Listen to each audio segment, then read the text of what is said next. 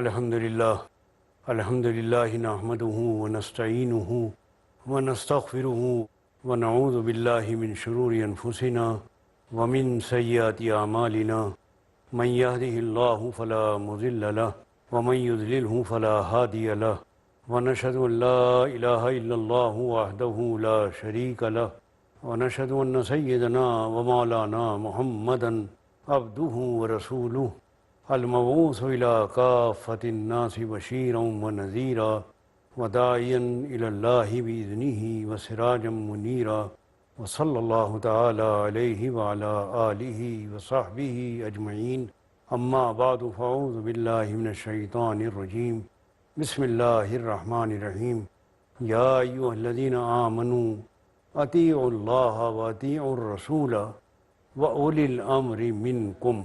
محترم ناظرین و سامعین، بزرگوں، بھائیوں اور بہنوں، میں نے آپ کے سامنے جو آیت تلاوت کی ہے یہ سورہ نساء کی آیت نمبر 59 ہے۔ ہم جس موضوع پر گفتگو کر رہے ہیں وہ ہے اسلام اور انسانی حقوق، اور اس کے سلسلے میں سیاسی جو حقوق ہیں اسلام کے، اس میں سب سے پہلی جو دفعہ ہے وہ سب سے پہلی دفعہ کون سی ہے، اس کے تعلق سے ہمارا موضوع گفتگو اس وقت چل رہا ہے کہ اسلام کے سیاسی نظام کی اولین دفعہ، سب سے پہلی دفعہ اسلام کے سیاسی نظام کی کون سی ہے۔ اس کا ذکر اس آیت میں جو سورہ نساء کی آیت نمبر 59 میں نے آپ کے سامنے تلاوت کی ہے اس میں ذکر کیا گیا ہے۔ اللہ تبارک و تعالیٰ نے یہ بات ارشاد فرمائی، یا ایھا الذین آمنوا اطیعوا اللہ، اے ایمان لانے والو اللہ کی اطاعت کرو۔ یعنی سب سے پہلی دفعہ جو اسلام کے سیاسی نظام کی ہے وہ ہے اللہ کی اطاعت، مطاع حقیقی، جس کی فرما برداری کرنی ہے، جس کے حکم پر چلنا ہے، جس کے احکام پر عمل کرنا ہے، وہ مطاع حقیقی اللہ ہے۔ سورنٹی اللہ کی ہے، اقتدار اعلیٰ اللہ کا ہے۔ تو سب سے پہلی دفعہ اسلام کے سیاسی نظام کی یہ ہے کہ جو بھی نظام سیاسی بنے، چاہے وہ شورا کا نظام ہو، چاہے جمہوری نظام ہو، چاہے خلافت کا نظام ہو، اس نظام کی جو بھی شکل بنے، اسلام اس سے بحث نہیں کر رہا ہے، بلکہ یہ بتا رہا ہے کہ جیسا بھی نظام آپ نے بنانا ہوگا، سب سے پہلی بات یہ یاد رکھنی ہوگی کہ اس نظام میں جو اقتدار ہوگا وہ اللہ کا ہوگا، سورنٹی اللہ کی ہوگی۔ اطیعوا اللہ، اطاعت کرو اللہ کی۔ دوسری بات فرمائی کہ اطیعوا الرسول، اطاعت کرو رسول کی، کیونکہ اللہ کی اطاعت کی واحد عملی شکل یہ ہے رسول کی اطاعت۔ اللہ کی اطاعت ہم کیسے کریں؟ اللہ کے احکام ہم تک کیسے پہنچیں گے؟ کیسے معلوم ہوگا کہ اللہ تبارک و تعالی ہم سے کیا چاہتے ہیں، کیا نہیں چاہتے ہیں؟ اس کا واحد معتبر اور مستند ذریعہ جس پر بھروسہ کیا جا سکتا ہے وہ ہے رسول، جس کو اللہ تبارک و تعالی نے اپنا قاصد اور رسول بنا دیا۔ اس کی اطاعت کرنا اللہ کی اطاعت کرنا ہوگا، کیونکہ اللہ کی اطاعت کی عملی شکل ہمارے سامنے رسول ہے۔ اللہ تعالیٰ تو ہمیں نظر نہیں آ رہے ہیں، وہ تو غیب کے پردے میں چھپے ہوئے ہیں، اور نہ وہ براہ راست ہر ایک سے ہم کلام ہو رہے ہیں کہ ہر انسان سے اللہ تبارک و تعالیٰ بات چیت کر رہے ہوں اور اپنی بات اس سے کہہ رہے ہوں۔ وہ جو کچھ بھی کہتے ہیں، جو کچھ بھی چاہتے ہیں، اپنے رسولوں کے ذریعے ہی کہلواتے ہیں۔ اس لیے جو رسول انہوں نے مقرر کر دیا اور اس کی صداقت اور اس کی سچائی پر ہمیں پورا بھروسہ اور اطمینان ہو گیا کہ یہ واقعی اللہ کا رسول ہے، تو اب اس رسول کی اطاعت کرنا اللہ کی اطاعت کرنا ہوگا۔ البتہ یہ ضرور ہے کہ رسول کی صداقت پرکھنے کی پوری آزادی ہمیں ملی ہوئی ہے کہ ہم دیکھ سکتے ہیں کہ کیا واقعی اللہ کا رسول ہے، جانچ پڑتال کر سکتے ہیں، اس کا امتحان لے سکتے ہیں، اس کو کسوٹی پہ کس کے دیکھ سکتے ہیں کہ کیا واقعی جو دعویٰ رسالت کا کر رہا ہے یہ سچا دعویٰ ہے۔ کیونکہ دنیا میں سچا دعویٰ کرنے والوں کے ساتھ جھوٹا دعویٰ کرنے والے بھی تو پیدا ہو جاتے ہیں۔ وہ کھڑے ہو کر کہتے ہیں صاحب ہم اللہ کے رسول ہیں۔ اب ہر مدعی کو اگر ہم مانتے رہیں گے تو پتہ نہیں کتنے پیغمبر کھڑے ہو کے کہتے رہیں گے صاحب ہم تو پیغمبر ہیں، اور ہوں گے وہ جھوٹے پیغمبر۔ اس لیے ان میں سے جھوٹے اور سچے کو الگ کرنے کے لیے ایک معیار ہے، اس معیار پر ہم دیکھ لیں گے کہ کیا واقعی یہ جھوٹا ہے سچا ہے۔ جیسے سونار کے پاس ایک کسوٹی ہوتی ہے، جب کوئی اس کے پاس سونا لے کر جاتا ہے تو وہ اس کسوٹی پر کس کے دیکھ لیتا ہے کہ کیا واقعی یہ کھرا سونا ہے یا کہیں کھوٹا تو نہیں ہے۔ وہ کسوٹی پہ کس کے فوراً بتا دیتا ہے کہ صاحب یہ کھرا ہے اور اس میں کوئی کھوٹ نہیں ہے، اور اگر کھوٹ ہوگا تو بتا دے گا کہ اتنا کھوٹ ہے۔ تو بالکل اسی طرح اللہ تبارک و تعالیٰ نے ہر انسان کو کھلی اجازت دی ہے کہ تم اس معیار اور کسوٹی پر رسول کو کس کے دیکھ لو کہ جو معیار صداقت ہے۔ معیار صداقت کیا ہے؟ ہم کسی کا کوئی سچ معلوم کرنا چاہتے ہیں کہ کیا واقعی یہ سچا ہے، تو اس کے طریقے ہمارے ہاں کیا ہیں؟ ایک تو ہم دیکھتے ہیں کہ صاحب اس کی جو بات کر رہا ہے اس کی بات سے سچائی جھلکتی ہے یا کہیں جھوٹ تو نہیں بولتا، کہیں پتہ تو نہیں لگ جاتا۔ اگر اس کی بات میں تضاد ہے، کبھی کچھ کہہ دیتا ہے کبھی کچھ کہہ دیتا ہے، فوراً سمجھ جاتے ہیں بھائی جھوٹا آدمی ہے، ابھی تو یہ کہہ رہا تھا ابھی یہ کہہ رہا ہے۔ دوسرے ہم دیکھتے ہیں کہ بھائی اس کی پوری زندگی کیسی ہے، آیا یہ اور زندگی کے دوسرے معاملات میں جھوٹ تو نہیں بولتا رہا ہے۔ اگر اس کو جھوٹ بولنے کی عادت ہے تو یہ رسالت کا دعویٰ بھی جھوٹا کر سکتا ہے۔ تیسرے ہم اس سے کہتے ہیں کہ بھائی کوئی سند پیش کرو، کوئی سرٹیفکیٹ دکھاؤ ہمیں جس سے پتہ لگے کہ واقعی تمہیں اللہ نے اپنا رسول مقرر کیا ہے۔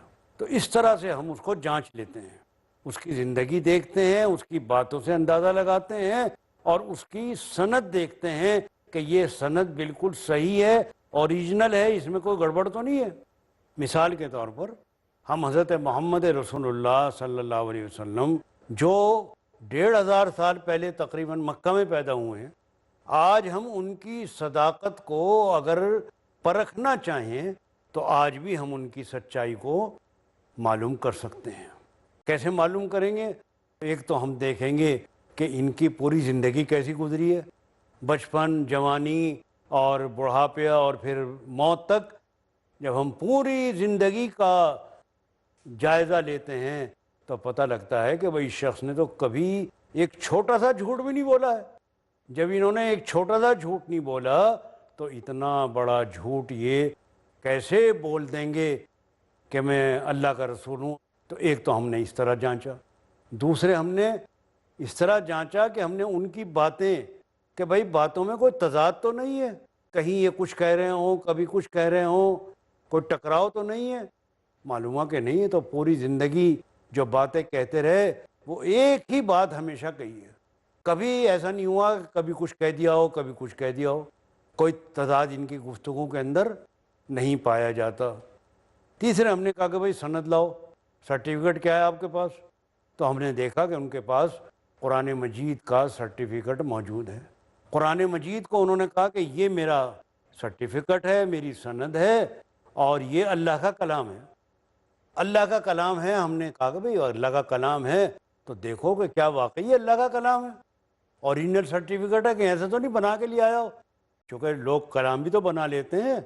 ابھی حال میں ایک تیار کر لیا لوگوں نے فرقان کے نام سے قرآن، تو جب ہم نے دیکھا پورا قرآن پڑھ کے تو اس میں ایک بات نظر آئی کہ اس جیسا قرآن، اس جیسی عبارت، اس جیسا انداز بیان، اس جیسے عالی مضامین اور اس جیسی باتیں جو اس قرآن میں ہیں وہ کسی انسان کے بس میں نہیں ہے۔ اگر کوئی اس جیسا چیپٹر، اس جیسی کوئی صورت، اس جیسی چند سطریں بنانا چاہے تو 1500 سال سے قرآن چیلنج کر رہا ہے کہ اگر تم سمجھتے ہو کہ یہ میرا اللہ کا کلام نہیں ہے تو اس جیسا کلام بنا کے دکھا دو۔ لیکن بڑے سے بڑے دشمن، بڑے سے بڑے مخالف وہ اللہ کا کلام اس جیسا بنا کر نہیں دکھا سکے۔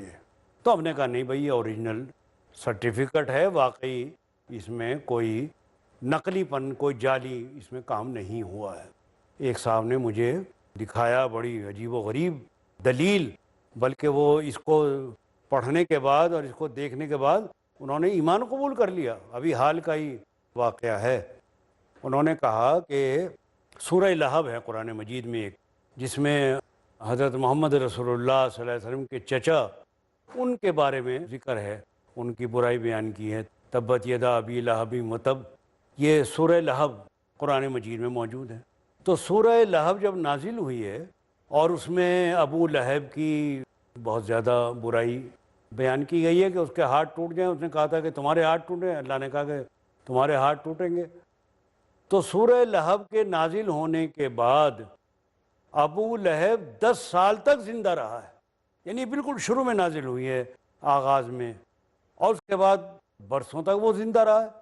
اگر وہ سمجھتا کہ یہ قرآن جھوٹا کلام ہے تو وہ اسلام لے آتا اور کہہ دیتا کہ میاں تم ہمیں کہہ رہے ہو برائی کر رہے ہو، ہم تو دیکھو مسلمان ہو گئے، اور قرآن کو جھوٹا ثابت کر دیتا. کیا مشکل کام تھا؟ اگر وہ واقعی یہ سمجھتا تو وہ ایمان لا کر قرآن کو جھوٹا ثابت کر سکتا تھا، لیکن ایمان نہیں لایا اور نہ لا سکتا تھا کیونکہ قرآن کہہ چکا تھا. یہ دلیل ہے اس بات کی کہ قرآن نے جو کہا ہے اس کے خلاف کبھی ہوا ہی نہیں. ایک بات بھی ایسی نہیں ہے جو قرآن نے کہی ہو اور اس کے خلاف پیش آیا ہو. ابو لہب کے خلاف پیش نہیں آیا، اس نے ایمان نہیں لایا، ورنہ ایمان لا کے کہہ دیتا کہ میں قرآن تو کہہ رہا ہے کہ میری برائیاں کر رہا ہے، دیکھو میں تو ایمان لیا. تو یہ بڑا ایک شاندار دلیل ہے، بڑی عمدہ دلیل ہے. تو بہرحال رسول کے بارے میں بات آ رہی تھی کہ اطیعوا اللہ و اطیعوا الرسول، اطاعت کرو اللہ کی، اور اللہ کی اطاعت کی واحد شکل ہے رسول کی اطاعت. اب اس سے آگے ہم اولی الامر پر بھی انشاءاللہ کچھ بیان کریں گے، لیکن تھوڑی دیر کے لیے ہم آپ سے اجازت چاہیں گے، اور اس وقفے کے بعد پھر آ کر پھر انشاءاللہ اس کو سلسلے کو آگے بڑھائیں گے.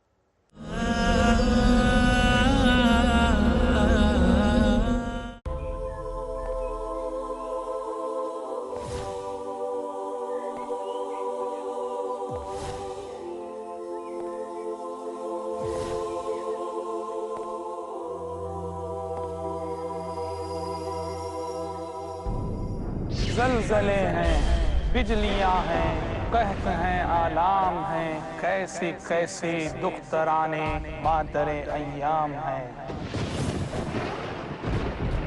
انسانیت کی دکھتی پیٹھ کو اسلام کی دیوار ہی سہارا دے سکتی. زندگی کے سفر میں اگر آپ الجھنوں کے شکار ہیں تو دیکھیے ہمارا پروگرام الجھنیں صرف پیس ٹی وی پر.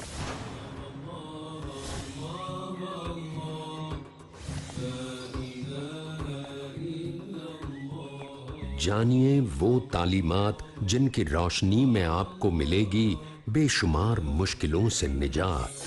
الجھنیں ہر جمعرات رات 11:30 بجے اور دوبارہ دوپہر 12:30 بجے انڈیا میں پیس ٹی وی اردو پر. بسم اللہ الرحمن الرحیم. جانتے سب ہیں کہ اسی نے کائنات بنائی، مگر اس کا شریک ٹھہراتے ہیں، اوروں کے آگے ہاتھ پھیلاتے ہیں. مولانا محمد طاہر مدنی.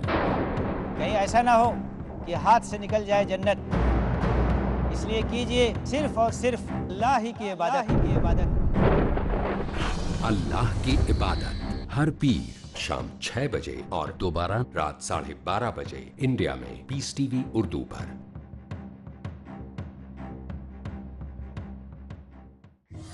ستیزہ کار رہا ہے ازل سے تا امروز، چراغ مصطفی سے شرار ابو لہبی.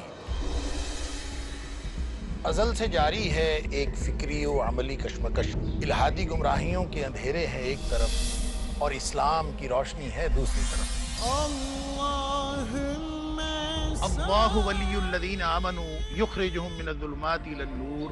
اللہ دوست ہے اہل ایمان کا، نکالتا ہے ان کو ان اندھیروں سے نور اسلام کی طرف. الحاد کہتے کس کو ہے؟ الحاد کی تاریخ اور اس کے اسباب و عوامل کیا ہے؟ اس کے نتائج اور عملی مظاہر کیسے معلوم ہو اور کیسے پہچان ہو نور اسلام کی؟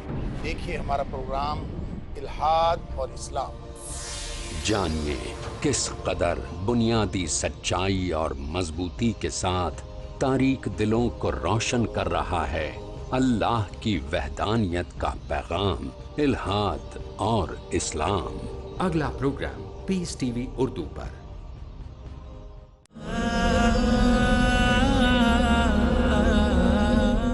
قابل احترام سامعین و ناظرین، بڑا اہم اور دلچسپ موضوع چل رہا ہے رسول کے بارے میں، رسول کی صداقت کے بارے میں اور اس کے معیار کے بارے میں۔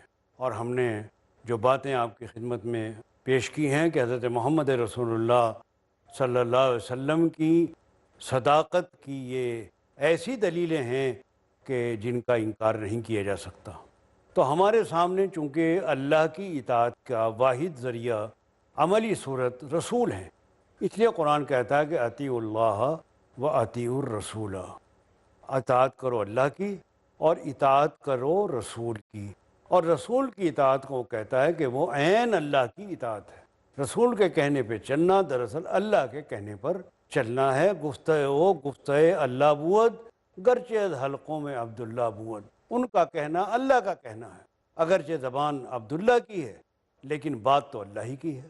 اس بات پہ وہ جو کچھ کہتے ہیں اللہ کی طرف سے کہتے ہیں، اس کا ماننا دراصل اللہ کی بات کا ماننا ہے۔ تو اصل اطاعت اور اصل فرما برداری اور اصل اقتدار اعلیٰ اللہ تبارک و تعالیٰ کا ہے۔ اس کے بعد فرمایا اولی الامر منکم، اطاعت کرو اپنے میں سے ان لوگوں کی جو صاحب امر ہوں۔ یہ ذرا صاحب امر کی تشریح کی ضرورت پڑے گی، اس کو کھول کر بتانا پڑے گا۔ صاحب امر کسی بھی معاملے کے جو ذمہ دار لوگ ہوں وہ صاحب امر کہلاتے ہیں۔ امر کہتے ہیں حکم دینے کو، حکم دینے والے، یعنی اپنے وقت کا مثلا حاکم ہے، کوئی امیر ہے، کوئی سردار ہے قبیلے کا، وہ سارے کے سارے صاحب امر کہلائیں گے، جن کے اختیارات ہوں کہ وہ کسی بات کا حکم دے سکتے ہوں۔ ان کی بات جو صاحب امر کی بات مانی جائے گی وہ مشروط ہے اللہ اور اللہ کے رسول کی بات کے ساتھ۔ یعنی صاحب امر کی بات ہم جب مانیں گے جب وہ اللہ اور اللہ کے رسول کی بات کے خلاف نہ ہو۔ اگر وہ اللہ اور اللہ کے رسول کی بات کے مطابق ہوگی تو صاحب امر کی بات ہم مانیں گے، اور اگر وہ اس کے مطابق نہیں ہوگی تو اس کی بات نہیں مانیں گے۔ مثلا کسی کو ہم نے سردار بنا لیا، امیر بنا لیا اپنی جماعت کا یا اپنی حکومت کا، سربراہ مقرر کر دیا۔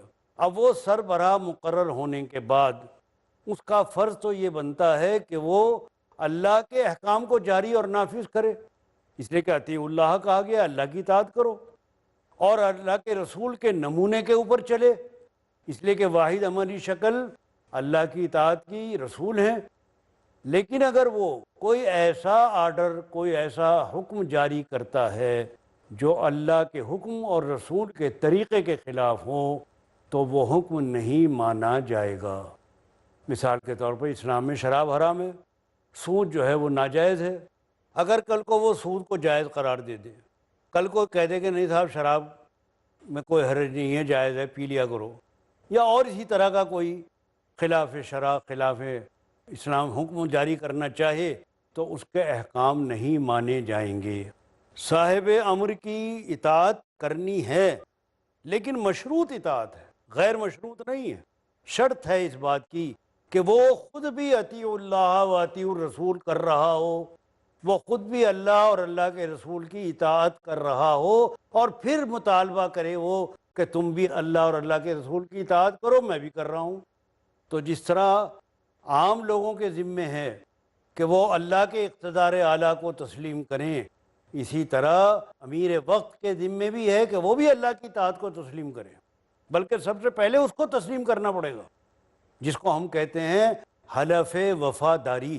آپ دیکھتے ہیں نا جب کوئی وزیر بنتا ہے، کوئی منسٹر بنتا ہے، اس سے حلف وفاداری لیا جاتا ہے، وہ باقاعدہ جج کے سامنے اقرار کرتا ہے کہ میں وفاداری کے ساتھ اس خدمت کو انجام دوں گا جو میرے سپرد کی جا رہی ہے، اور اس کے رازوں کی امانت کی حفاظت کروں گا وغیرہ وغیرہ، وہ سارا اس میں بتایا جاتا ہے، اس سے اقرار کرایا جاتا ہے، اس کو حلف وفاداری کہا جاتا ہے۔ جب تک وہ حلف وفاداری نہیں اٹھاتا اس وقت تک وہ ضابطے میں اس عہدے کا چارج لینے کے قابل نہیں ہوتا۔ تو سب سے پہلا کام یہی ہوتا ہے کہ جب کسی کو مقرر کیا جاتا ہے تو اس سے حلف اٹھوایا جاتا ہے، وہ حلف وفاداری کہلاتا ہے۔ اس کے بعد وہ اس عہدے پر اس کا تقرر ہوتا ہے اور اس کو چارج ملتا ہے۔ تو اسی طرح صاحب امر ہے، کسی کو ہم نے چاہے امیر المومنین بنایا ہو، چاہے خلیفۃ المسلمین بنایا ہو، نام کچھ بھی دیا جائے، اسلام کوئی مخصوص نام نہیں دے رہا ہے، چاہے آج کی اصطلاح میں صدر جمہوریہ نام رکھا جائے، وزیر اعظم نام رکھا جائے، جو بھی اس کا عنوان دیا جائے، ناموں سے اسلام کو کوئی بحث نہیں ہے۔ ویسے عام طور پر جو خلفائے راشدین نے نام اختیار کیے وہ یا تو خلیفۃ المسلمین یا حضرت عمر رضی اللہ تعالیٰ عنہ نے پسند کیا امیر المومنین، لیکن اگر کوئی دوسرا نام رکھے تو بھی کوئی اعتراض کی بات نہیں ہے، آپ کو بھی نام رکھا جا سکتا ہے۔ مراد تو ہے سربراہ، ذمہ دار حکومت۔